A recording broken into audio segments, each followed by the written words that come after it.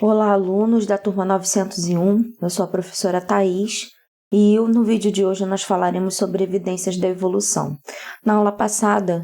No vídeo passado, nós falamos sobre as principais teorias evolutivas, como surgiram, o que falavam essas teorias, e hoje nós vamos ver como essa evolução dos seres vivos se apresenta para a gente.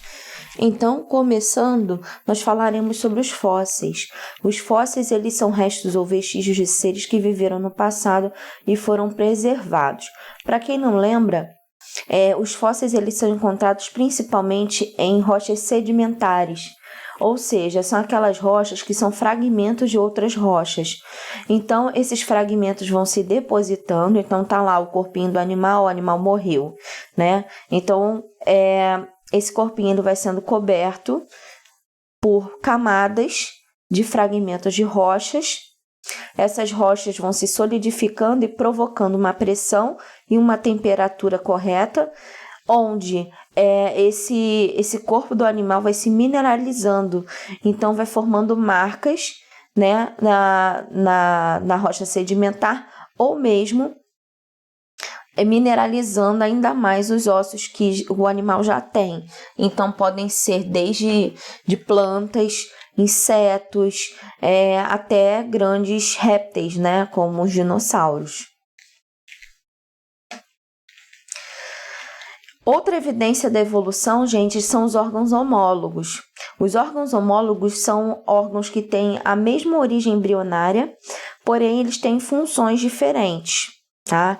Então, olhando para os mamíferos, nós temos aqui o humano, o gato, o golfinho e o morcego. Todas essas quatro estruturas aqui, elas têm a mesma origem embrionária, ou seja, no momento lá da formação do embrião, o mesmo grupo de células que dá origem ao braço humano, dá origem à pata do gato, à nadadeira do golfinho e à asa do morcego. Porém, quando termina, né, todo esse processo de desenvolvimento embrionário, nasce o filhote, né, e essa estrutura se forma, você percebe que a função é diferente, mas a origem é a mesma. Tanto que, se você olhar, os ossos são bem parecidos, inclusive alguns levam os mesmos nomes, tá? Então, nós podemos concluir que tem a mesma origem embrionária, mas as funções são diferentes. No caso, o braço humano, a pata do gato, a nadadeira do golfinho e a asa do morcego, ok? Já os órgãos análogos, ao contrário, são estruturas que têm a mesma função, porém a origem embrionária é diferente. Então, no caso da asa do morcego, a asa da borboleta e a asa da ave. Os três aí são de ordens, classes, filos diferentes, né? Então, lembrando lá no 7º ano, o morcego é um mamífero, borboleta é um inseto, um artrópode, né? E isso aí é uma ave qualquer, né? Então, se você reparar, as três têm a mesma função, voar. Mas a origem embrionária, o grupo de células que vão dar origem a essas estruturas são diferentes, porque são de grupos, de filos diferentes. Então, você não vai ter a mesma origem embrionária. Então, por isso, são chamados de órgãos análogos. Outra evidência da evolução que a gente pode mostrar para vocês é a questão da evidência embrionária. Semelhanças entre os seres em determinada etapa do desenvolvimento embrionário sugerem um ancestral em comum. Se você for parar para perceber, em determinadas etapas do desenvolvimento dos vertebrados, por exemplo, todos eles são bem parecidos. A formação, olha o óvulo quando é fertilizado, as clivagens. O que são as clivagens? Para quem não sabe, clivagem é quando a célula se corta ao meio para gerar duas, tá? Então, clivo é cortar. Então, essa célula ela se divide, ela se corta para poder formar 2 ou mais células. E percebam como são parecidos, né? As etapas embrionárias, isso do tubarão, salamandra, lagarto, gambá, macaco e homem.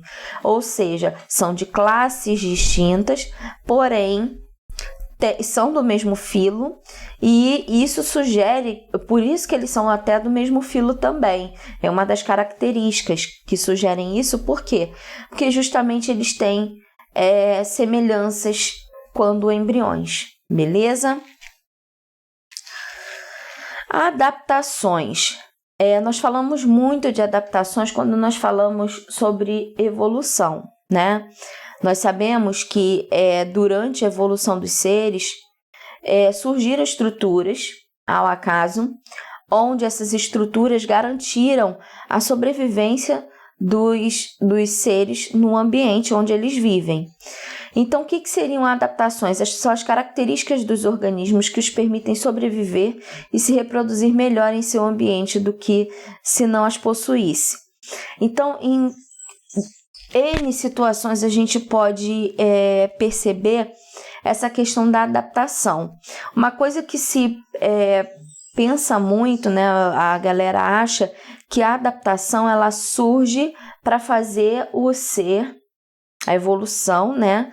Ela surge para fazer com que o ser se garanta sua sobrevivência no local. Mas eu falei para vocês que o fator evolutivo, a característica evolutiva, nem sempre é para o bem da espécie. É uma característica que surge ao acaso. Então, essas adaptações, elas vão surgir, mas nem sempre vai garantir o sucesso da espécie naquele ambiente. Então, essa característica ela é eliminada do ambiente, tá? Aquele ser ele fica mais fácil de ser predado, ou ele morre de fome. Enfim, a característica que não é favorável, ela é eliminada, a característica que favorece, permanece. Então, essa característica que favorece é uma adaptação. Então, existem inúmeras adaptações que a gente pode perceber. Por exemplo, nessa primeira figura, nós vemos 4 aves, e percebam que os bicos são diferentes. Por que os bicos das aves são diferentes? Justamente porque cada uma se alimenta de um tipo de alimento. Umas são frugívoras, outras se alimentam de insetos, insetívoras. Então, cada ave tem a sua especialidade alimentar. E de acordo com essa especialidade alimentar, ela vai ter um bico diferente. Não deixando de ser ave, é claro. Então, isso aí é um tipo de adaptação das aves ao tipo de alimento que elas consomem. Outra questão da adaptação que a gente pode falar é sobre o cacto. O cacto, gente, ele é diferenciado. As cactáceas, né, a família das cactáceas, são seres vivos diferenciados, porque conseguem viver em locais muito secos. Isso tudo porque existem características evolutivas que levaram ao sucesso desse ser no ambiente que ele vive, onde ele consegue armazenar água dentro de si.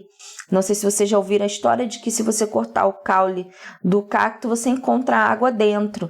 E é verdade. Por quê? Porque ele tem um caule especializado em reserva de água, tá? Outra adaptação são os espinhos. A folha, geralmente ela é aberta. A folha de uma planta ela é aberta. E pela folha da planta, a árvore, ela transpira.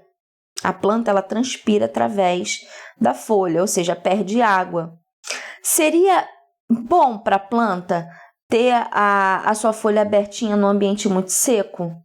Não, porque ela perderia água em excesso, né? Coisa que não é bom para ela no ambiente seco.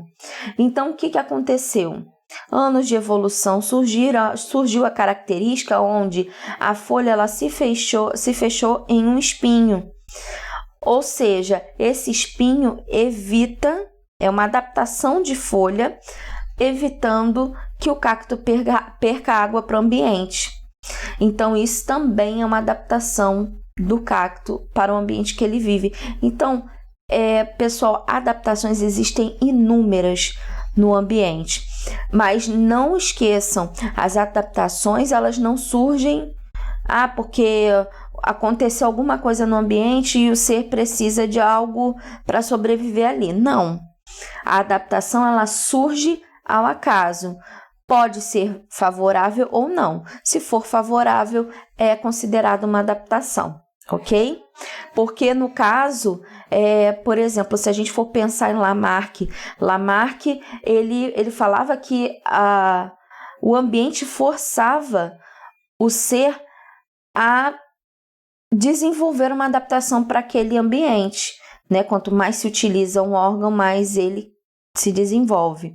No caso de Darwin, ele sugeria que essas adaptações elas surgiriam ao acaso e caso essa adaptação ela fosse favorável, ela permaneceu no ambiente, era passado aos seres, né, durante a sua hereditariedade e essa característica, depois de um tempo, era compartilhada entre todos os seres ali daquela espécie, ok? Então, vamos a algumas adaptações, né? A camuflagem, ela é uma estratégia de defesa no qual os seres vivos assemelham-se com o ambiente em que vivem. Então, aqui a gente pode ver uma coruja. Olha como é parecida com o tronco de uma árvore. Aqui uma ranzinha, que como ela vive aqui, nesse ambiente, ela se camufla, tá? Foi uma adaptação.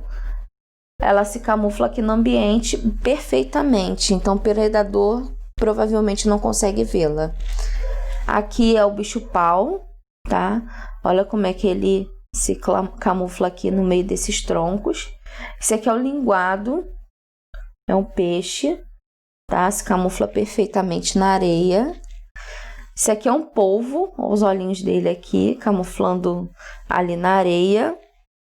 Aqui é uma Corallus caninus, que é uma serpente, tem na Amazônia, tá? Olha como é que ela fica entre as folhas.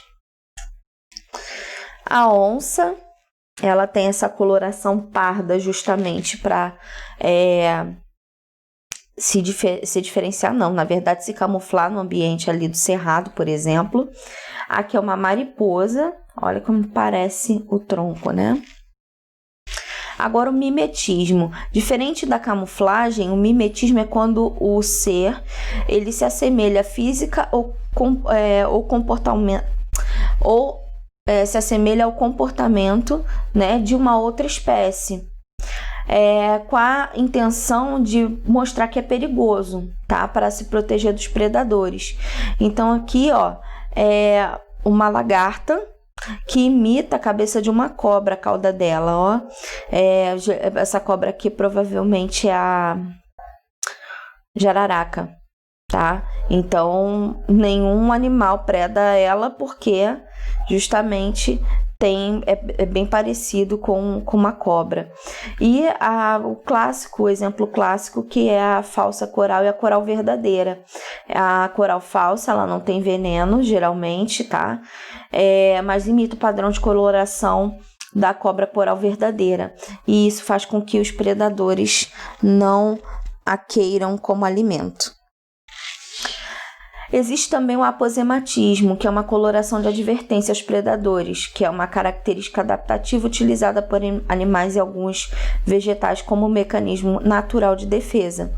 Então, são colorações bem fortes, bem chamativas, onde indica, não mexe comigo que eu sou perigoso. Então, existe uma família de rãs chamada de Dendrobatídeos, que é a família dessas rãzinhas aqui, que tem inúmeros tipos de coloração.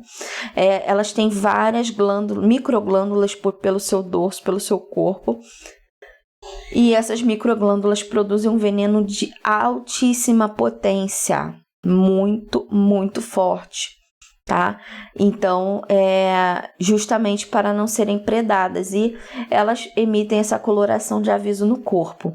Geralmente nessa família você vai ter uma coloração forte com pintinhas pretas ou com manchas pretas, tá? Justamente isso indica esse aposematismo. Então, você pode encontrar azul com manchinha preta, vermelha com manchinha preta, coral com manchinha preta. Enfim, tem várias e várias espécies com várias colorações. Tem até o sapo de calça jeans, né? Que é toda vermelhinha, a rãzinha, que não é nem um sapo, é uma rã. Ela é toda vermelhinha, as perninhas azuis dessa coloração aqui, parece que tá de calça jeans, e tem várias pintinhas pequenininhas pretas nesse corpinho todo vermelhinho. Outro exemplo é o fungo, né? Quanto mais colorido, dizem que você tem maior periculosidade quanto à questão de veneno, né? Então, tá um exemplo aqui desse fungo aqui, cogumelo. Especiação, galera. A especiação é o processo evolutivo que envolve o surgimento de novas espécies. Mas o que seria uma nova espécie? Para quem não lembra, nós falamos sobre isso lá no 7º ano. Espécie são seres que têm características semelhantes entre si, porém, ao cruzarem, surgem descendentes férteis, ou seja, que podem gerar novos descendentes. E isso faz com que a gente acredite que aqueles seres são da mesma espécie. Beleza. Então, fica guardada essa informação. Porém, no processo de especiação, ou seja, de surgimento de novas espécies, essas espécies elas vão surgir de uma espécie em comum. Então, aqui existe um local onde existem 3 plantas da mesma espécie. Vamos supor que essa região ela ficou inundada, separando 2 indivíduos daquela espécie. Sendo que pela distância e por esse rio ter surgido e invadido o ambiente terrestre, o que aconteceu? Essas 2 espécies elas foram afastadas entre si. Geograficamente, isso é chamado de isolamento geográfico ou barreira geográfica. Então, durante muitos e muitos e muitos anos, essas espécies ficaram separadas e não tendo contato reprodutivo, não tendo contato de nenhuma espécie. Então, de um lado, a planta evoluiu, se desenvolveu de uma certa forma. Do outro lado, aquela outra planta também se desenvolveu e evoluiu de outra forma. Durante vários e milhares e milhares de anos, como eu falei, o processo evolutivo ele não é da noite para o dia. Ele vai durar aí um tempo de milhares de anos no mínimo. Aí vamos supor que essa área de novo secou. Essas 2 plantas entraram em contato de novo, esses 2 indivíduos. Porém, o que aconteceu? Como se desenvolveram e evoluíram de maneiras diferentes, não há a possibilidade mais de acontecer a reprodução entre elas, porque elas se tornaram tão diferentes entre si que não conseguem mais reproduzir. Aí nós temos o surgimento de 2 novas espécies. Esse é o processo de especiação. Isso acontece com animais, com plantas, enfim, inúmeros seres. Ok? Então, o isolamento geográfico e o isolamento reprodutivo fazem com que surjam novas espécies, processo chamado de especiação. E é isso, pessoal, essa foi nossa aula. Agora nós vamos para a plataforma, vamos debater um pouquinho sobre esse assunto, ok? Aguardo vocês lá.